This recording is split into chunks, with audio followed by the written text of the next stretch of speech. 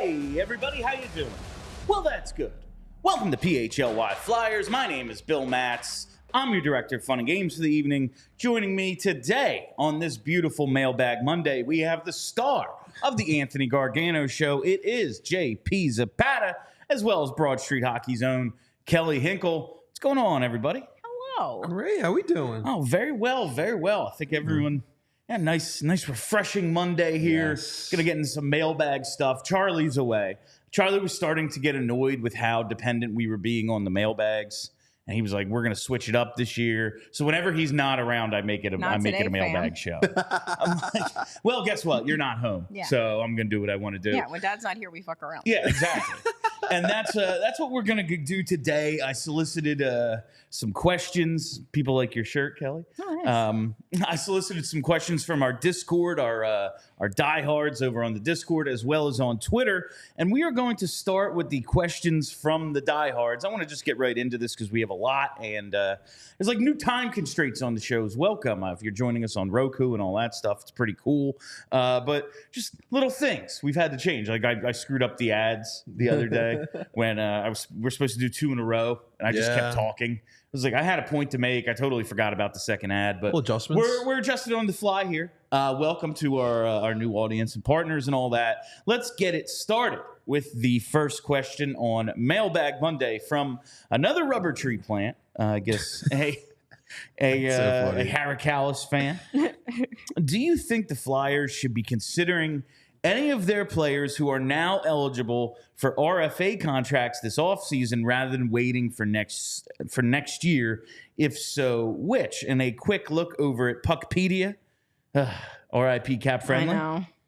Puckpedia's, it's getting together. So next year, you have Noah Cates, Morgan Frost, Tyson Forster, and Cam York, who will all be eligible for new contracts. Of course, as of July 1st of this year, they're eligible for extensions. Not done yet, nor is the UFA extension for Travis Konechny. Wow, blank there for a second. Guy. Like the idea of getting these guys signed early, I guess the only reason to do it is if you think you're going to save money. It's like right. 3 of the 4 are like Tyson Forster, maybe he'll reach what he needs to this year, and then he'll be but as of right now, not even arbitration eligible next year. But if you think you can save yourself some money, and I think the only ones they'd really be worried about that with are Cam York and maybe Tyson Forster. Yeah, if that's what I was Forster, gonna say. 20 goals as a rookie, all of a sudden, okay, yeah, he has 28, 30 goals, and he's playing, say, alongside Matvei Michkov. Okay, you're going to maybe you extend him. And Cam York, because by the end of the year, he was the number 1 defenseman on this team. Literally, yeah. Now, maybe Jamie Drysdale has the big breakout. Maybe Travis Sanheim's first half is what we see for the entire season. He did slow down a bit in the second half, but there's a chance Cam York is this team's number 1 defenseman again next year, so maybe you want to get that done for $5 million instead of it costing you 7 or 8. Like if he has the big breakout season, maybe get some time on the power play, puts up some scoring. What do you think? Do you think there's any rush to get any of these guys signed? I don't think there's a rush to do anything, which I think is a good thing. Like, we're not in the rush phase of this process yet. The rush phase probably starts not next summer, but the summer after, I would imagine, is when the rush phase starts. So if I had to say one of them, I would have said Forrester, because he's the one I think is most likely to have a pop-off next season. I mean, hopefully. He makes sense playing with Michkov. Yeah. Right. He already has a decent baseline of scoring really production. Good. Yeah. If he takes that next step, it could be an expensive contract. Right. Yeah. Which is, not a bad problem to have. No, that but means he's a good player. Right, exactly. No, obviously, like all these players, it's not a priority to sign them right now. But I mean, like Cam York seems to be the most obvious one. But like Morgan Frost does intrigue me for the simple fact that he's extremely creative, but we never know what's going to happen between him and Torts this upcoming season. But I mean, for me, it feels like Cam York is the most obvious one out of these 4. Yeah. Frost is interesting because, again, he makes sense potentially playing with Michkov. Also, I get that they tell us, oh yeah, we're not trading him, and he's part of the coach clearly just doesn't like him. Yeah, that's the problem. Doesn't like playing him a lot. I know. We kind of have no idea. Like his production could jump. Also, it just like, oh yeah, we're not extending a guy we think we're going to trade. You know, like, why would we do that? Make that another team's problem. But teams do like cost certainty. Like, one of the reasons I think Joel Farabee, his name has popped up, because it's like, all right, he's signed. You know what he's going to cost. There's no onus on a team to give him a new contract. Or it's like, all right, middle six left wing for $5 million, done. That's kind of what makes him maybe appealing to some teams as a trade piece. Maybe you'd want to do that with Frost. I don't know. But I just think they're in such a place where the cap is what it is for this year. Right. Then you look at what it's going to be next year. Why have allocations on guys that are question marks? And, if Morgan Frost ends up being a really good second-line center, then you can just pay him like one when it gets there. Right. And if he doesn't, you're not stuck with a contract you don't like. So I kind of get wanting to get it done and having the certainty. But end of the day, these guys are all, we just don't know what they are. And I don't want to be tied down to dudes when I don't have to be. Also, I think people have they're fully into like a please Danny do a thing mode. And so like one of the things he could do is like a real easy, just, extend Tyson Forster. Do that right now. I want you to do something. You haven't done anything and I'm bored. So like, I get it, but also like we're a little anxious in Flyers Nation. We don't need to rush anything, really. Like, let's just chill. I saw there was like some sort of trade today. It's like, was there a trade? Like, it was like the Oilers and Senators, I think, and it was like prospects and picks. I was like, someone did something. Someone did a thing. Not everyone's on vacation. like that's probably something that like the assistant GMs they have to go ahead. Like from the cottage. The Sens acquired forward Xavier Borgholtz and definitely know who that is. Chasen in a trade with Edmonton in exchange for forward Robbie Yarventi. This is why we need Charlie today, and a 4th round pick in 2025. Yeah, so nothing happened. But it's just one of those see, someone did something. Not everyone's on vacation. Send a text, Danny. And yeah, I get it. But it is interesting to look at the RFA situation and think so much is being put on the TK situation. There are other guys.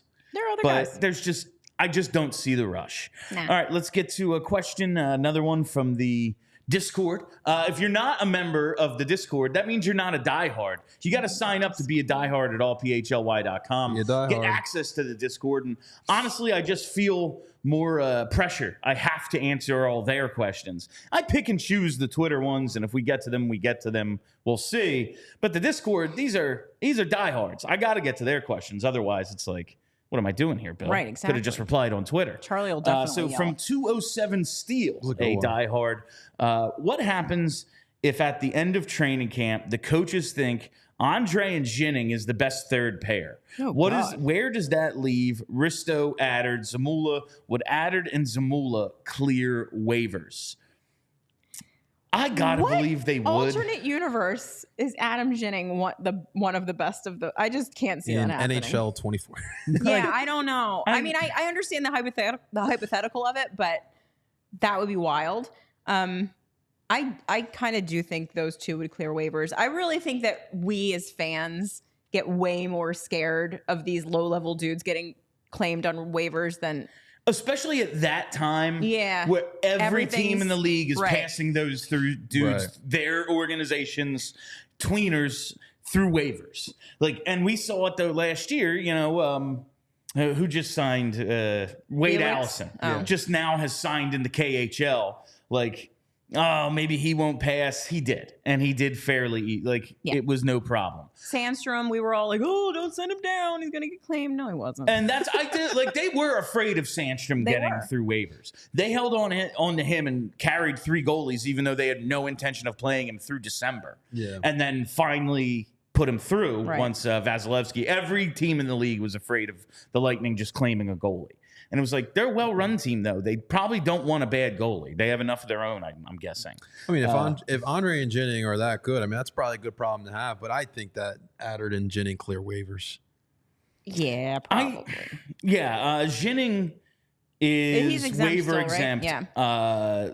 Addard is not waiver exempt. He's in the Zamula spot this year where it's he's probably just going to make the team, and then we'll see how much he plays. If he plays well, he'll play more. If he doesn't, he's the 7 or the 8. The Risto question is the real interesting one. Yeah. What happens with Risto? What do you do with that dude? I know they would. I don't think they'd ever put him on waivers. Nah, someone would take him in a second. He's an Even at established that, NHL I wonder player. if at that price. I think so. I think they would. He's an established NHL player. He was a top defenseman for a long time. Plays a shit ton of minutes. Has all those power play points. Like some team would take him. Maybe he'd be in a rotation. I just don't see them putting him on waivers. Would it be so bad if we just fucking lost Risto on waivers for No, nothing? I'd have no it would problem with actually that. be a fine solution to a problem, to be honest. I understand the sunk cost and like you want to get something back for him. Right. That cap space though, and not tapping in the LTIR, so you have more valuable. So you have more cap space next year if say Michkov hits all his bonuses, like I'm cool with that. Like, I would very much be okay with that situation. But I just don't see them putting Risto on waivers. No. I think Adder clears. I wonder if Zamula would. He was okay last year. That's true. He had some flashes there, and some team might want to take a Allison flyer was pure on him. projection. This guy, he like never played. Yes. He had the one season where he was all right as like a fourth liner. Like Zamula was okay in times last year.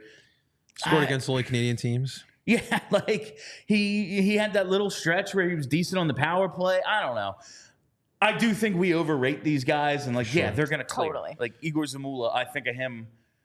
If he's the 6 or 7 going, cool. And if we lose him, Ronnie Adder's probably just as good. Yeah. Like some other guy he probably is just as good as Zamula. I wonder if he would clear. Probably. I think it's going to take a lot for the defense rotation to be different than what we think it's going to be, where it's the 6 basically from last year and Erik Johnson, Ronnie Adder kind of factoring in a rotation. Yeah. That's what I'm expecting. Sounds like it's going to happen. All right. Now this is one I wanted to get into. It's addressed to Charlie. Charlie not here. But I'll play Charlie. Yeah. Bill and Charlie, can you tell us about your youth hockey careers? When did you start playing? When did you stop? What position? Thanks. I had a career too. Yeah. Charlie O'Connor, did not play the game. I know Charlie maybe played some men's league or some roller hockey or something. I don't know if Charlie played as a youth. It's why I like spreadsheets so much, because I've never #played the game. But I started with street hockey young, and it's the picture from Bill's got an illustrious career. Bottom right next to the logo there. That's me. I love this. Frankie, boy Frank in the middle. He was our goalie. Look at these guys. Yeah, his little brother Cub on the end there. Drew top left, Ralphie in the middle, and then my other buddy Mike on the top right there. Like all of us. I mean, 5 of the 6 dudes in this picture were just at the wedding. I was beautiful. Just like, Frankie got married. Cubby, his brother, was his best man. Drew married him. He was the officiant. Also was my officiant. That's and so awesome. Walk on the top right there was my best man. Like, and we all grew up within 150 yards of each other. And write a movie about your childhood. It was The Sandlot. Like it was The Sandlot for hockey. Aww. And like they were all like Frankie, Drew, 3 years older than me. So they were just huge hocky fans. Like my dad didn't play hockey or anything. This was Bill's brawl mates against the Devils fans. Yes, that's what it was. We were I was the youngest. Me and Cub were the youngest ones. They were always just making us fight. Like, yeah, go fight them. Like, hey, really? He's 3 years older than me. Yeah, go fight him. But yeah, and then that's young there. And then I probably started playing ice hockey in like the 3rd grade. Was a puck carrying defenseman for a while because I was just like, I was this height when I was in the 5th grade. And then I stopped growing. Amazing. So I was just like, just barreling through dudes. And then when everyone else like caught up, I was like a stay-at-home defenseman shot blocker. By the time I was like a senior in high school, I was a penalty killer. That's it. Really, I was like Erik Johnson, how he started out, and then at the end. But like I was 18, I wasn't 37 like he is. Yeah. Did you take advantage of Play It Again sports? Because I know there's one. Oh yeah. I went to Play It Again. I got lots of stuff there. Got all my absolutely there, man. Yeah. The one in Mount Laurel. Shouts to they're not there anymore. I don't know if that one in Deptford's there anymore, but that was a great spot to get your equipment, especially if you're a first time player. When did I stop playing? I was on my way to a meeting at Temple for the club hockey team. And that was over here, and Taco Bell was over here. And I was like, what am I going to the fucking NHL? I'm going to play club With that hockey. I'm going to play attitude? club hockey in college. Like, I'm not. And then I started playing men's league for a little bit until I was keeping my equipment in my dad's shed. And I guess he needed the space and tossed it behind the shed. And I didn't know about this. And it got like snowed on like one ridiculous winter. Everything got destroyed. It was like, how much am I really going to invest in my men's league hockey career? So that was basically that a few years ago. Did you guys do the car game on Wayne's World thing when you were playing street hockey as a child? Oh yeah. Okay. But we had some neighbors that we wouldn't move for, and we were like, drive around. Drive around. It was my neighborhood was a wild place. I bet it was. It was really, really fun growing up there. It sounds a lot of fun. But you played as a kid too, JP? I did. So 4th and 5th grade. So I first started learning how to skate at the skate zone in Voorhees. And then so we found another skating rink. Shouts to anyone who used to go to High Ridge in Voorhees. That's no longer there. It's like a dentist's office. And so I played 2 years there, and I had the tough decision in middle school is either play hockey or play football. And of course, I picked football. So that was the end of my hockey career. But playing against sports was so clutch, especially as a parent who didn't understand why I wanted to play sports so bad and didn't want to break the bank. So it was very, very useful. Sports are expensive. Yes, especially hockey. I cannot imagine what it costs to play hockey now. Oh my God. Like, I don't know how people have children full stop. I was Where do you using get all wooden this money? sticks like until like it was like, Bill, there's a certain amount of these at Hollydale, and we're not ordering new ones. You have now, this is it. Like, we're not getting another wooden coffee Sherwood. Like, you have to just buy a one piece. And Never. it was, like the sticks are like $200-$300. I can't fucking imagine what the shit costs now. The technology probably used these days with the sticks. Oh, man. yeah. And they're so light and they break so easy. Like, I don't know how you do it. No. Breaking sticks was never really a problem for me because I took 2 slap shots in my entire career. Like, I took one time, and like the dude in front, like standing in front of me, didn't block it. He just like knocked it down with his stick and took the puck the other way. I was like, I'm not doing that again. That was really embarrassing. That was just horrible. Provolone John gets it. I was a poor son of immigrants, so yeah, no hockey whatsoever for me. Yeah, it was a tough argument with my dad, but he finally gave in. I love that for you. All right. Before we go any further with these questions, we got to talk about that chill state of mind, because between work, social media, and the choices life throws our way, it's no wonder we're more worked up than ever. Coors Light celebrates rising above and choosing a chill mindset. Why not turn a rained-out barbecue into a karaoke house party? Or after a tough loss, settle scores with an ice-cold peace offering. Make the choice to choose chill, then reach for a Coors Light. It's mountain cold refreshment. And listen, I know right now we're starting to get a little antsy. This team, they've been driving us nuts, and they've been doing so for a long time. That's why sometimes I just need to chill, and there's no better way to celebrate chilling than with an ice-cold Coors Light. So whether you're freaking out about where this team's going to finish next year, who's going to play with the new Russian superstar, are these injured guys going to be all right? You need to find the Blue Mountains in your fridge and enjoy a beer as cold as the Rockies, because when everything surrounding your favorite hockey team is on fire, sometimes you just got to chill. Make the most of the times you choose to chill. Choose Coors Light.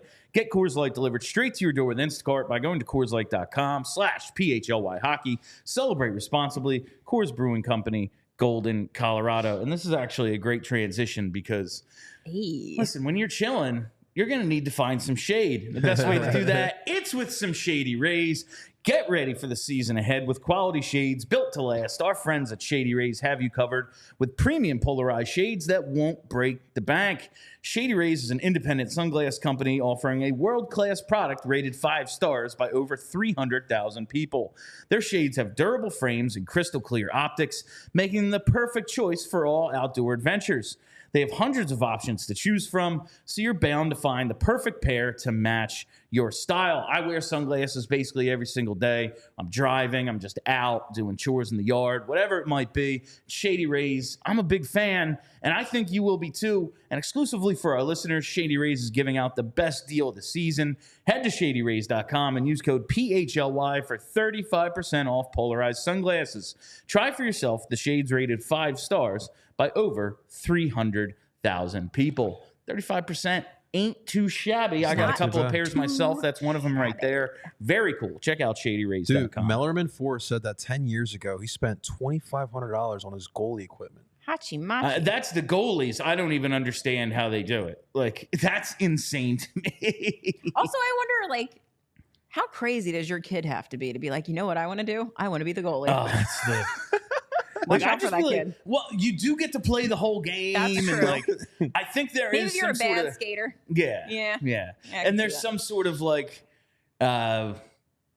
league or season like team discount when you sign up because like it's super expensive and you have to have a goalie. Right, yeah. But it's wild how much the setups are. And you gotta have cool shit too. Like Yeah, right. the Yeah. goalie, half the reason you want to be a goalie is the equipment's The cool cool. shit, yeah. Yeah, absolutely. So I can't even, it's insane how much that stuff costs. All right. This one I think we're all pretty actually, we have great representation here. We do. Yeah. Because we have Jersey and Delaware beach people. Question from JH. Which state has better beaches, New Jersey or Delaware? Kelly, what are, as like the Delaware resident, Yeah. what are the main, I feel how would you answer this and like what are the differences, would you say? Okay, so I feel strongly that Delaware beaches are better. New Jersey just has more of them, Oh, okay. which makes it easier to go to and gives you like more options for vibes. Like you can go to like a party beach town in Jersey, you can go to like a chill beach town like Ocean City with no booze or whatever. Like you can really find a perfectly tailored shore town for you in New Jersey. The Delaware beaches, I just think they're nicer. And maybe it's just that I grew up in Delaware, but I love, like, Rehoboth Beach is like one of my favorite places. Dewey is great. They're just very small. Like, you know how you go to Wildwood and it's like a mile from the boardwalk to the ocean?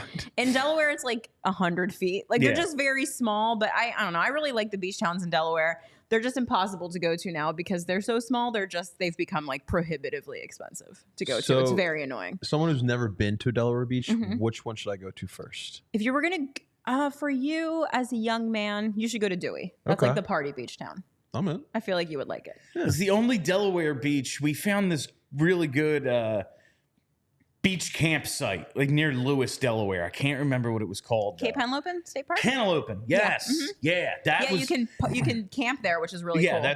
We went camping there for a couple of trips, a bunch of friends and me. That was really cool.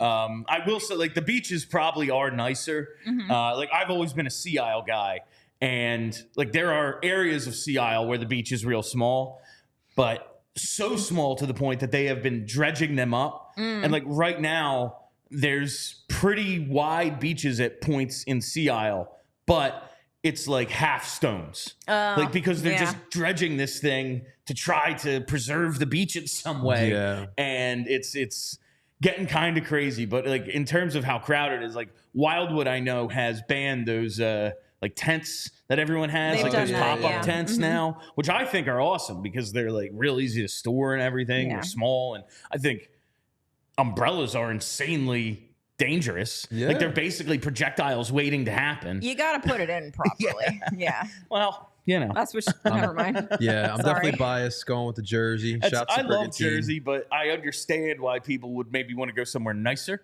I grew up going to Wildwood, Yeah. which is like, I describe it as South Philly at the shore. Very much.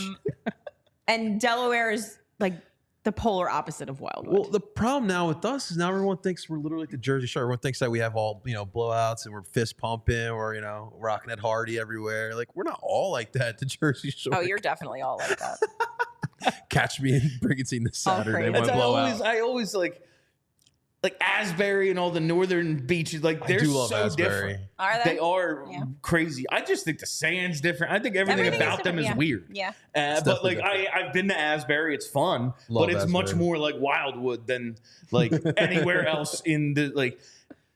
Every town is its own place. Yes, Yeah. Like for Ocean sure. City, like you mentioned, is a dry town. It's for families. Yeah. And like Sea Isle, that's where I've gone the most consistently, and it's definitely where we partied the youngest. But what I love about going out in Sea Isle now is the age ranges are so, like, there's freshly 21-year-olds at listening to the same cover band that I'm at, and then Yeah. like my mother-in-law, who's early 70s, Yeah. is going to those same places and having just as much fun. Yeah, that's awesome. Like Sea Isle wide ranges. Wildwood, apparently that place is just insane now. Like, they have to like arrest every child under 14 on the boardwalk and every. Wildwood is a weird place. It is, and there's so many different sections, Yeah. like North Wildwood and the Crest, and like each yeah. one is their own like kind of place. So it's always just kind of about what you're looking for. Exactly.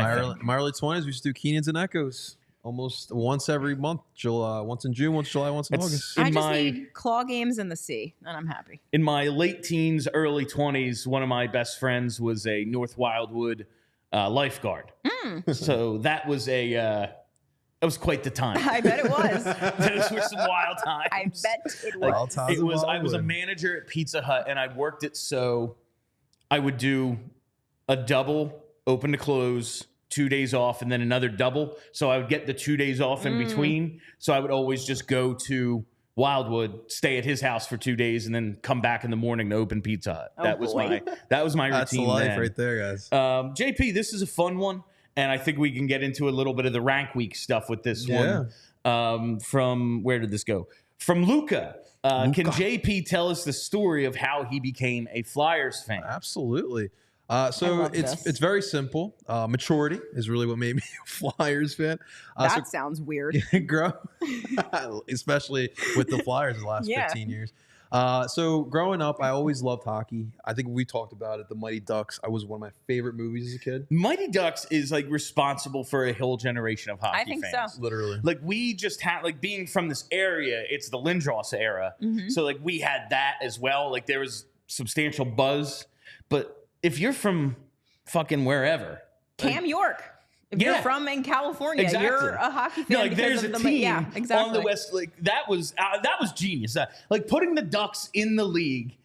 That was maybe the smartest thing the NHL ever did. Yeah, and of course they went and ruined it. Anaheim, that was just really smart. I was just a casual hockey fan, and then like ironically enough, now that I work with him, cause his 4-for-4 mantra really, if we're fans of the Eagles, we can easily be fans of the Sixers, Phillies, and Flyers. And I obviously made a YouTube career the past 5 years with doing 5 for 5. If we can root for these other teams, we can root for the Uni too. So once I realized that, I went all in on the Flyers, and I'm not regretting it so much. No, I love the Flyers. Kelly, how far back? I remember the Eastern Conference Final in '95 against the Devils. Like that's when I can actually remember watching them. How far back do you like? Because my memory's fucking horrible. Same. So the real like distinct I can remember sitting there watching it and being incredibly emotionally invested was the '97 final. That's the one where I was like, because before I think I was like too young and too casual. Because my family's not a hockey family. Like my parents, like none of my family watched hockey, so it wasn't like a thing that was on in the house. Like I had to search it out. And I think before that, that's when it was on Prism. Yes. So that was hard because we were poor, so I did not have any pay channels. But the '97 final is when I got like emotionally devastated for the first time by the NHL. And so there's really no looking back once that happens to you. Yeah, 2010. I had the same thing, but with the 2010 team. And I just remember vividly, like I was a sophomore in high school. Dude, the whole school, everybody was in on the Flyers. The city was, God, that was so fun. Yeah. Everyone was just so into the Flyers.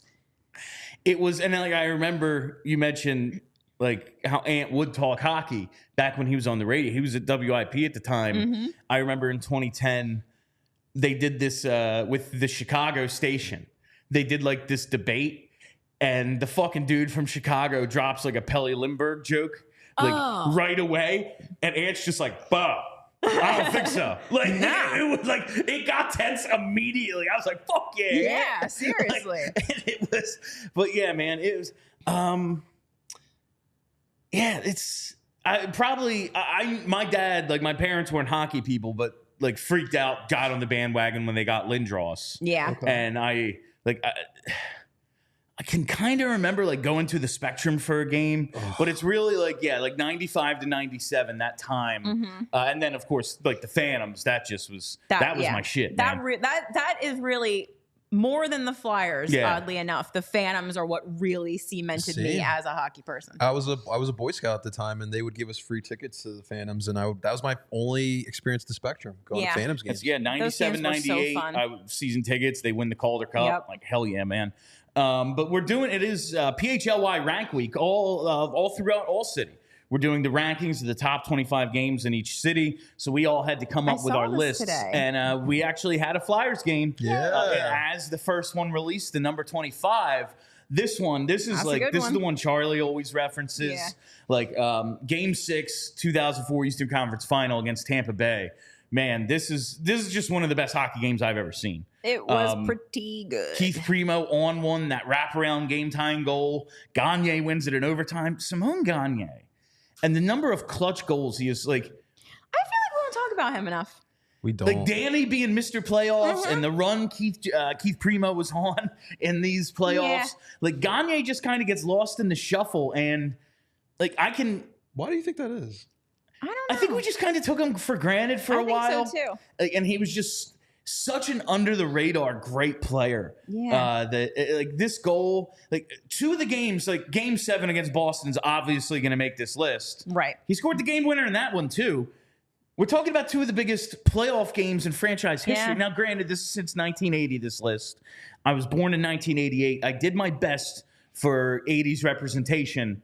But at the end of the day, I'm just going to rank something higher that I've seen. Of course. Then, like, obviously, I would be shocked if 1987 Game 6 isn't the highest rated Flyers game. And it was number one on my list. But, like, I didn't see it. However, in this time frame, there is not a bigger game than forcing a Game 7 in the Stanley Cup Final. Yeah. Like, I've seen two Stanley Cup Final. They went 2-8 in those games. So it's really hard to pick one of the two I've seen. I think one Stanley Cup Final game made my list, the Giroux overtime winner. I doubt it's going to make the top 25, which is just funny because that's the deepest they've gone in my lifetime. But, yeah, they lost in 6. Yeah, exactly. Like, they lost in 6, sorry. That kind of sours things. Yeah, and they lost it at home. It's not even like Game 6 at the Spectrum against Edmonton. Like, yeah, they won at home, forced it. Like, that's the game today, though. That was the last Flyers home game for LeClaire, Recchi, Roenick, all the dudes that got bought out or traded after the because it's the lockout the next year, and then they go out and like reshape the team. There's a salary cap now. They get Forsberg, they get Hatcher, so they were like, yeah, man, we got to say goodbye to like LeClaire and Roenick and all them. So they all that's their last game at home for That's insane. like dudes we grew up with. Can you watch these games anywhere? I think the NHL makes it very difficult to watch old games.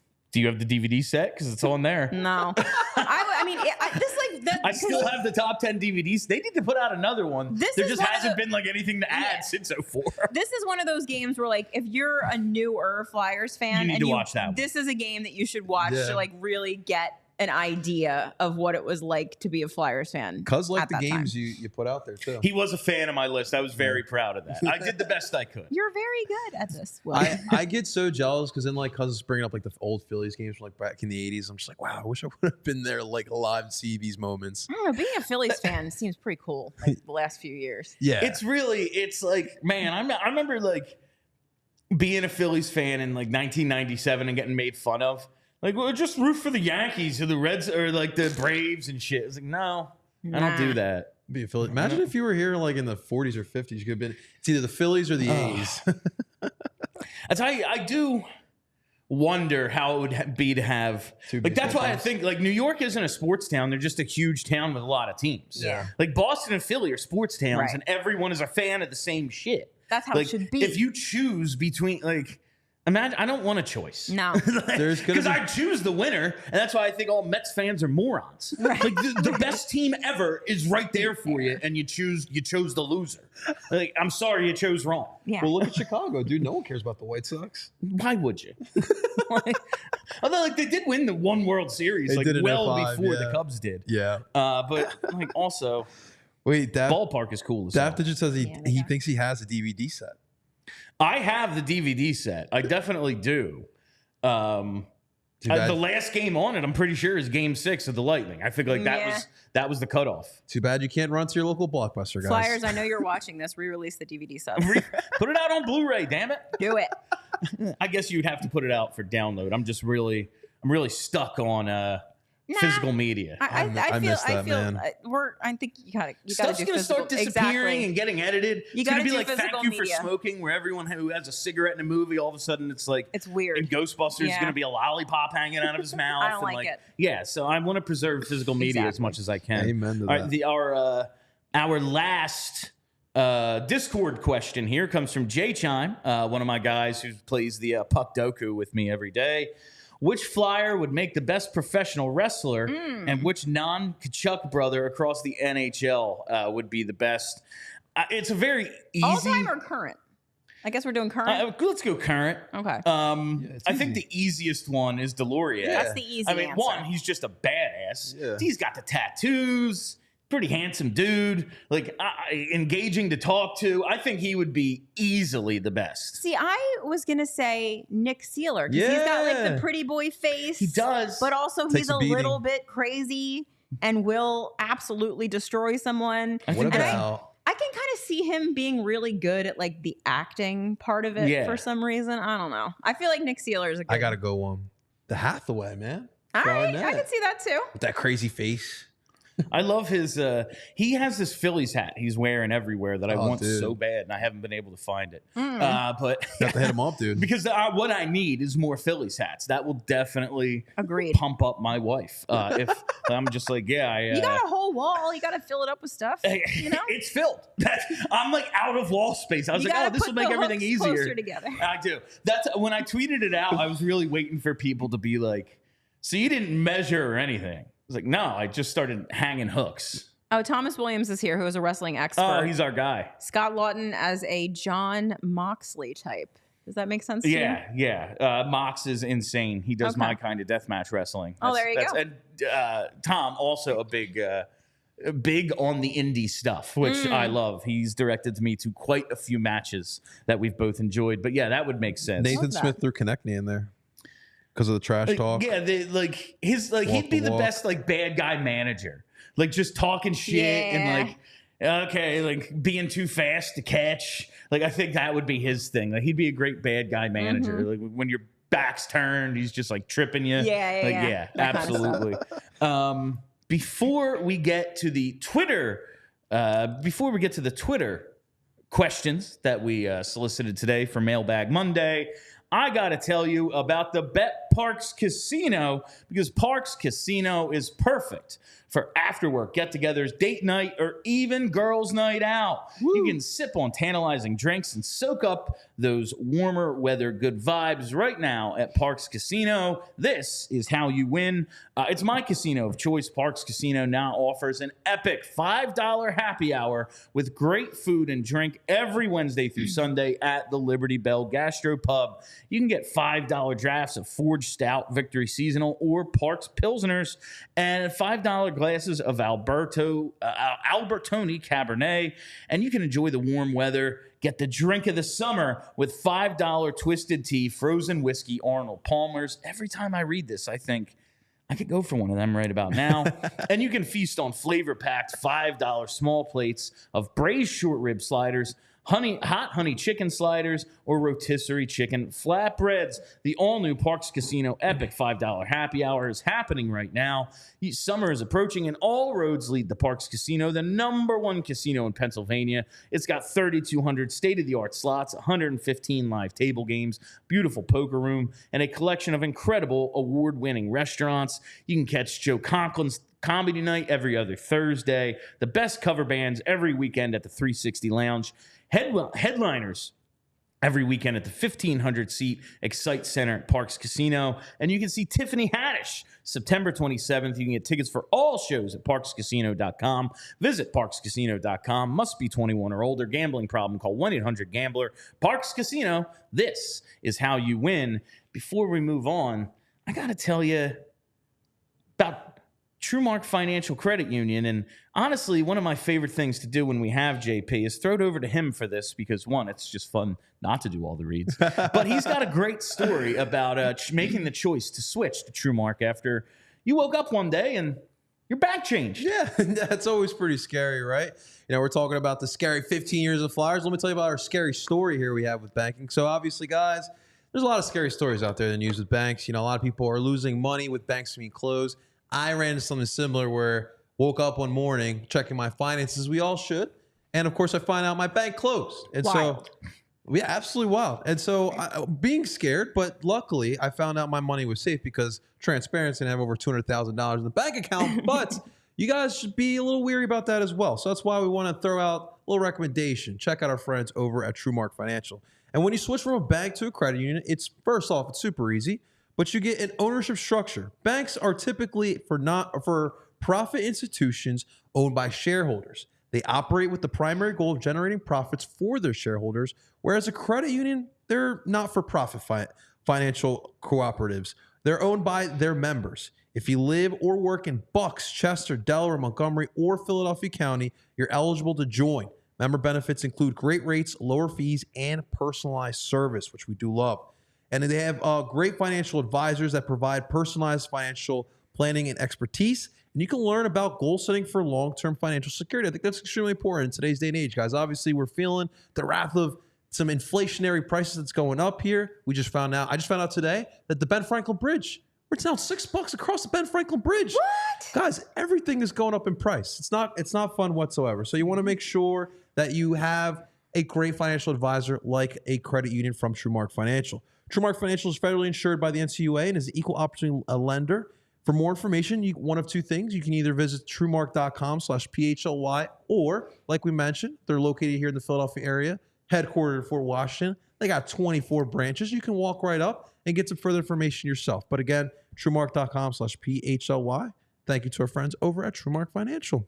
Thank you to JP. Make sure you check out truemark.com/PHLY. All right, let's get to the Twitter portion of the show, everyone's favorite social media platform. And we will start out with a question from Evan. It says, is the national hockey media not hyping the arrival of Michkov enough? Most outlets mention it as a quick afterthought, considering the hype Bedard got and the fact that there might be a new Kaprizov/Malkin level star player entering the league. When will Michkov mania go national? When the team's good. The thing is here, he's Russian. Yeah, like you just mentioned Kaprizov Malkin. Malkin's not the biggest star on his team. He's going to the Hall of Fame. And listen, they're a world of different. Malkin is a Hall of Famer, and he's not close to what Crosby is. So but like, think about it. Who gets the hype? It's the Canadian guys, because where is the hockey media based? Yeah. In Canada. Yeah.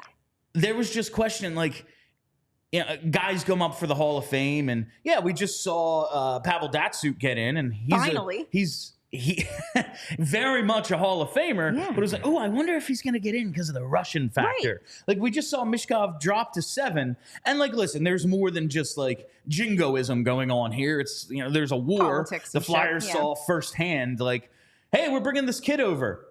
He was arrested at the airport and has to join the military. No, we're not. Like, like, there is always that. There's a lot going on with this. And I just think it's going to take, like, Nikita Kucherov just put up 100 assists, and it's like, that's what Connor McDavid did, and Connor McDavid gets the headlines for it. Right. Yeah, I just think there's always going to be that little bit of difference between a North American, especially a Canadian, and a Russian prospect. There just is. I always said, like, back when I was doing overnight work, interning at WIP and stuff, people would, like, I would sing the praises of Chemo Timonen a lot. And Big Daddy would ask me, like, why isn't this guy, you talk about him in such a way. I was like, if his name was Jeff Carter, we would never stop talking about this guy. But it's just the way things are. And hockey is an international game, but it's still, you have more access to the Canadian dudes. Like, Michkov right now, if the media wanted to hype him up, they could talk to him on TV. And what would he say? Yeah, Like, he doesn't can't speak English. right? Like, Yeah, there's so that it's- too. Like, there's just a lot of drawbacks, and I think it's going to take Michkov having a playoff run with this team for him to reach the star level nationally that we believe he has right now. You know what though? I don't need him to be. I don't care. I don't need it. He's ours. He's like mine, this is yeah. exactly. Like this. I feel like this happens We're a enjoying lot. this. Yeah, like if you don't want to hype us up, that's fine. Well, Mr. I mean, like when the Flyers were the best team in the league for that brief moment before the world shut down, they weren't really getting any play whatsoever. Like, good point. I'm sure this is just me being a Flyers fan, but I feel like the Flyers just don't get, which is odd because they're one of the biggest franchises in the league. Like they should be hyped up to no end, but they just aren't. And I'm cool with it. Like underdog us, that's fine. Well, to Mr. Twister's point in the comment section, he's saying, well, Chicago will always get the hype. And listen, we all know how this league works. The original 6 teams, they get a lot of love. That's probably maybe a factor. It's just insane. Like the way they have propped up Chicago. It's like, wild. Up until like they got all those They weren't dudes. on TV. Their owner was too cheap to put them on television. No one Like, went to the games. The Chicago Wolves outdrew the NHL team in town. Yeah. And their games, you couldn't find them on television. They're a joke of an organization until they got propped up by, oh, yeah, we finished 5th to last while the Flyers went 22-60, but we got Patrick Kane. Like, thanks, cool. And then they went on to win 3 cups, and the Flyers locker room fell apart, and here we are, rebuilding. Yay! But yeah, it's fuck the Blackhawks, man. All right, Correct. let's go to a question from at Flyers Bolton on Twitter. Wow. Do the Flyers finish bottom 5 this year? There's some teams that are definitely better than us that finished below us this year, and I believe we overachieved. I won't be upset if they do. We need high-end talent that we need to go with Michkov. I think Bottom 5's ambitious. that's the thing is, yeah, They're not like that the bad. Devils, the Sabres, the Senators, those teams should be better this year. And without Sean Walker and with the goalie question here for the Flyers, and we don't know with Coots, like as good as Michkov might be, like, we just saw Connor Bedard we win don't know. Rookie of the Year, and the Blackhawks still sucked. Exactly. You know, but bottom 5, like. Also, the Penguins are probably going to be worse. Yeah. There are teams that might move back too. I just don't know how to break it to people that they're just not that bad. Did they overachieve last year? Sure. But they're also just not that bad. And that's a good thing because it means that the young players making up this team are good, which is good. So, would it be cool to, have a really good shot at winning the lottery next year? Sure. Will they be a lottery team? I could see that happening. But bottom 5 feels really ambitious. It's like the teams that finished below them in the standings last year. Anaheim's going to suck. Buffalo, New Jersey, Calgary, Seattle, Ottawa, Arizona, Montreal, Columbus, Anaheim, Chicago, San Jose. All right. Maybe I mean, Columbus. Ottawa, sure. New Jersey, yeah. New Jersey should definitely Buffalo, be, yeah. Other than that, how many of these teams are going to be markedly better? No. I guess Calgary, they still have some players, but they're also moving away from guys. And they're just a disaster of an organization. Maybe Columbus gets their shit together, but they're 20 doubt points that. worse than the Flyers. Yeah, I don't- Like, how much better are they? Even if they are considerably better than last Right. year, are they 10, 15 games better than they were? No. And also, do you want to see guys like Forrester take a step That's- back? Do you that's want the them other to thing be is- worse? Because that's what would have to happen. Internal development is what we're really going to. Yes, they are going to have to go out. It for so long. They are really going to have to go out and get some guys at some point, whether it's draft, trade, free agents, whatever. We know that. We badly need Owen Tippett to start scoring 35 goals a Yes. year. Yeah. We badly need Tyson Forster to become Mark Stone. Right. We need Bobby Brink to be Claude Giroux light on power play too. And guess what? We need these defensemen to be so much better. If those things happen, this team isn't going to be. I think they might be a bottom 10 team this year. 5 is, I think, a little And ambitious. here's the thing: if those things happen and We're they end good. up picking 15th again, Yeah. I'm happy. Yeah. Because that's better what than you a need. lottery ticket. I know that people just think that drafting is the only way, but it's not the only But way. your chances of getting a player in the draft better than Owen Tippett are slim. Yeah. Like, he went 10 overall in what turned out to be a pretty good draft. Like, that's the best you can hope for. The players we have being good is good. Yes. It's good. When are the Caps going to fall off, dude? That's like my question like the last 2 years. I think After Ovi gets the record, they're going to be just good enough that Ovi is playing on a relevant team. Yes. Like, I think they're going to be exactly what they were, which is a borderline playoff team. Right. And so he's scoring. He breaks the scoring record in games that kind of matter. Like, that's what I think matters to them. That's why they went out and got PLD. Right. Like, they're just going to be good enough. They need players good enough to make sure he can score some goals. Yes. And once he does that and then he retires, I'm sure they'll go into full rebuild mode. Yeah. That's very much what I see happening with that team. But they're another, like, they finished ahead of the Flyers last year. If they finish 2 points behind the Flyers next season, like, are you going to be surprised? No. They don't have very many good players. Right. Like, all right. Let's get some more of these. Do we have a lot of super chats, Brent? Oh, okay, just cool. one, So yeah. With right, I was wondering how much time we'd have to leave for the super chats, but let's go to Flyered Up. Thoughts on the Flyers bringing in Yaroslav Askarov from Nashville?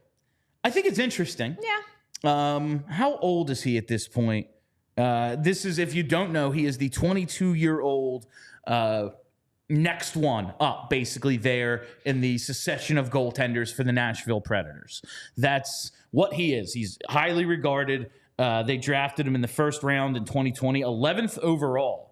Very highly regarded goaltending prospect, has been in the AHL the last couple of years, had a brief stint in the NHL last year, and it was fucking phenomenal. Yeah. It was 2 games, but he was really good.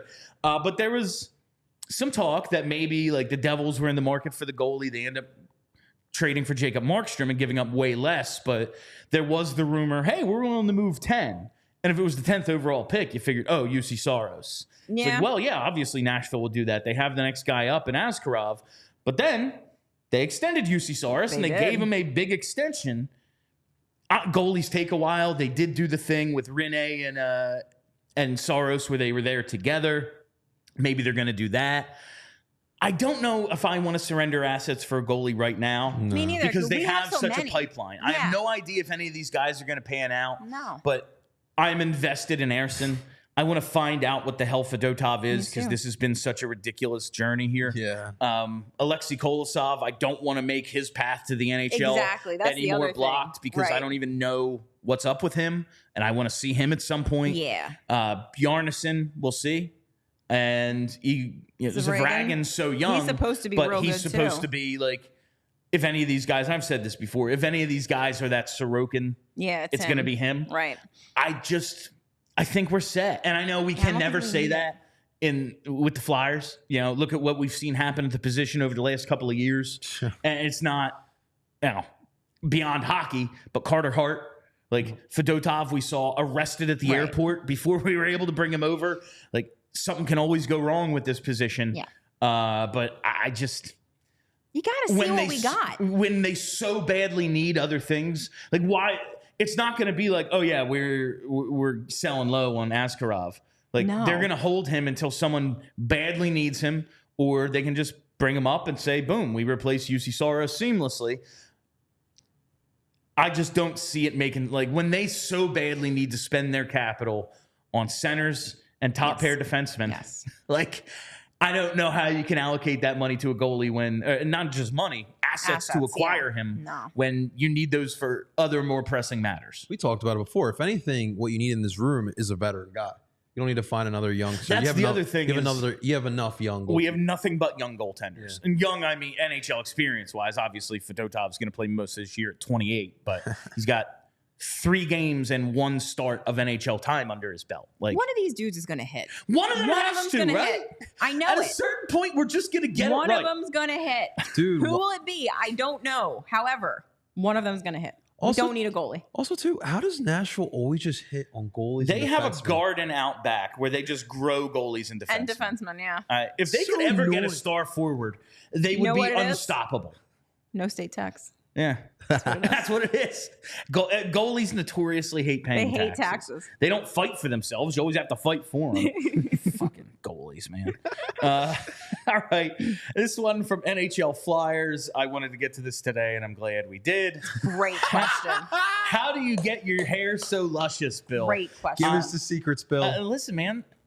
It's Head and Shoulders. I use Old Spice Swagger Head and Shoulders because it matches my Old Spice Swagger deodorant. And that's it, man. It's a very simple process. Troy Polamalu ain't lying in those commercials. The Head and Shoulders is tremendous for the curls and the bounce. Every dude that has tremendous hair does nothing to get there. Like, I can guarantee you, I Alec comb Boehm, it when I get out of the shower. Yeah, like Alec Boehm probably washes his hair with like bar soap, and it just looks like that. He just has a bar dial. Yeah. Every dude with fabulous hair does nothing to it. Head and Shoulders, man. So obnoxious. Works wonders. Nice Here to hear. volume. Yeah. Not too shiny. You got great I'm a big hair. fan of the. By the way, Head and Shoulders, hit us up. What up? What up? Put me in one commercial with Troy Polamalu, man. Be sick. The dream. Absolutely sick. All right, let's see if we can get to these last couple here. From Eric.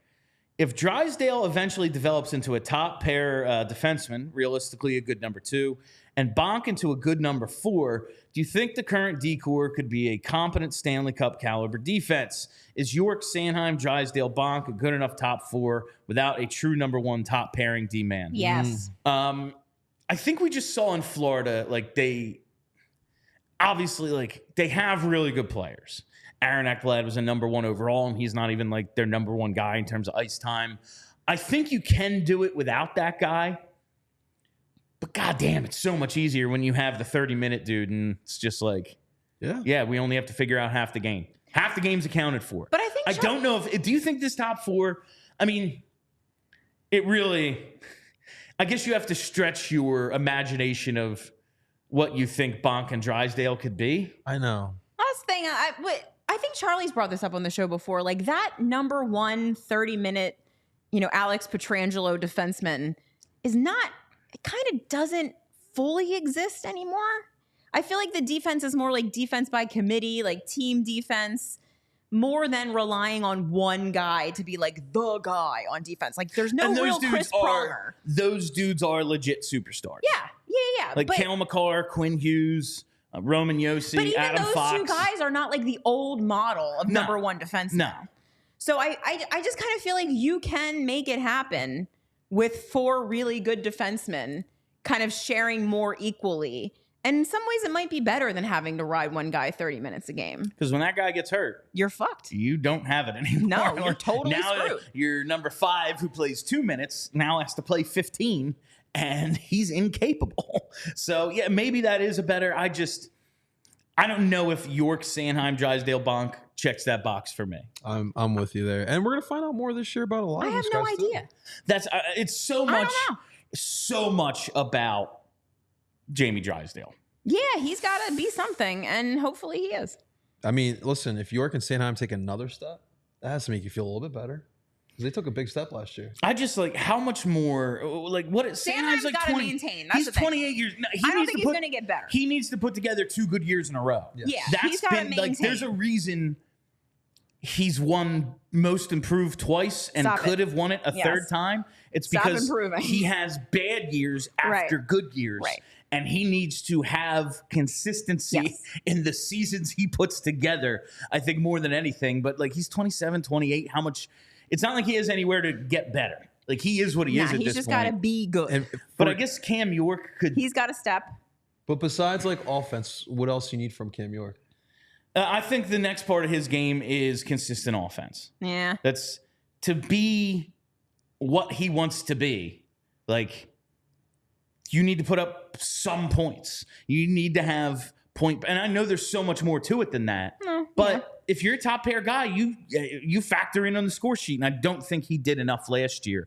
But he did develop other parts of his game. And if that comes along, they just so badly need someone to be on the power play. Hopefully it can be Drysdale.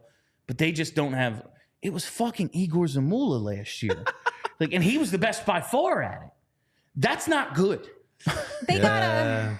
Well, if you ask the Flyers, it's Hunter McDonald, man. Yeah.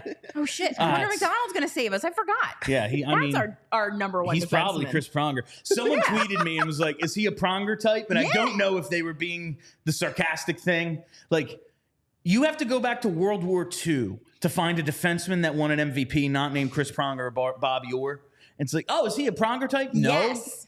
Hunter McDonald is the next Chris Pronger. Yeah. Before we get this last question in, I just want to say thank you very much to our diehards who contributed, both just joining us every day, contributing to Discord, all that stuff. So absolutely love the diehards out there. And this is our last Twitter question from today's mailbag.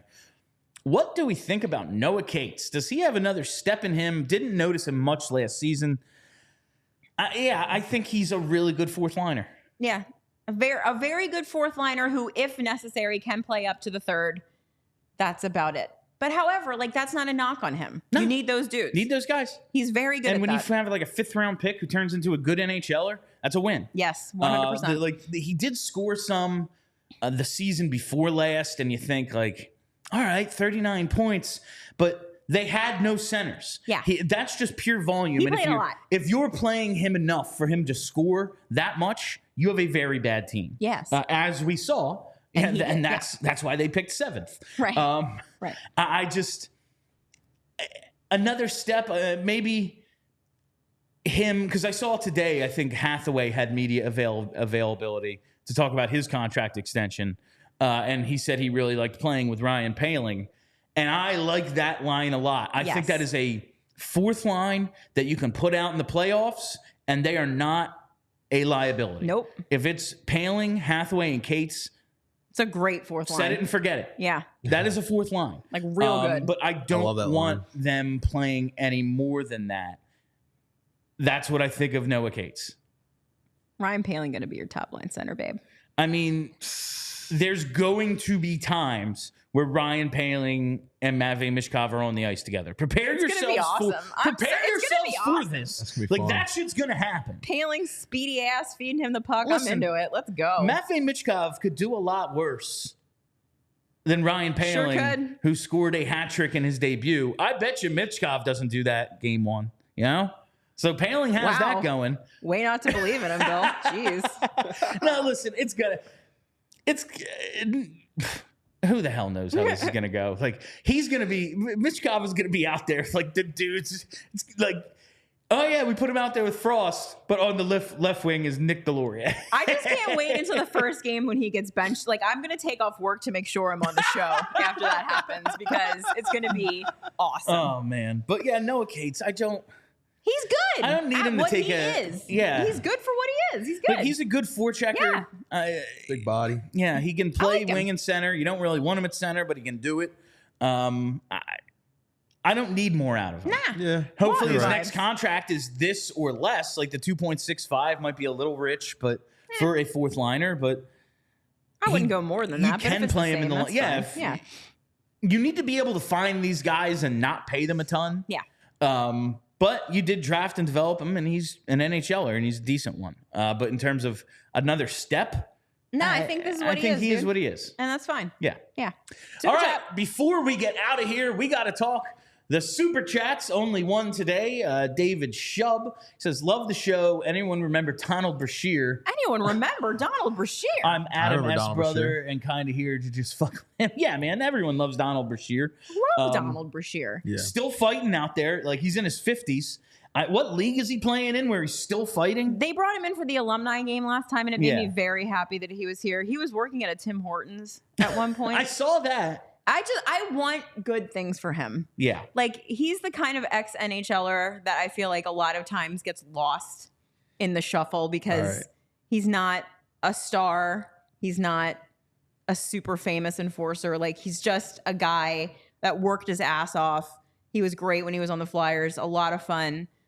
I want good things for him. I just always remember he had this drop to his knees goal celebration when he put one in. I was like, yes, I am happy for you because you don't get to do that. Yes. Like, that's not something like, that is insane. As somebody who didn't score that much in his playing career, it feels so good. And like, the bench is always so happy when those guys put one in.